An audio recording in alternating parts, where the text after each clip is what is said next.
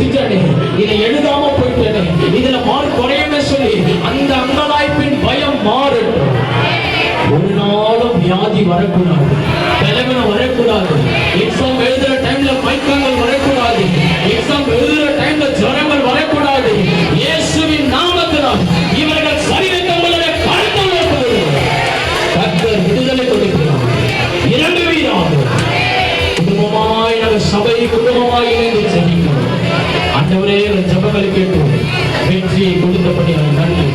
இவர்கள் மறுபடியும் சாட்சியா நிற்க போகிறபடியான இவர்கள் ஆண்டவரே படிக்கிற அந்த ஸ்கூல்ல ஒளி வீசுகிற சுடர்களாய் மாறும். இயேசுவின் மூலம் ஜெபிக்கிறோம் நல்ல பிதாவே.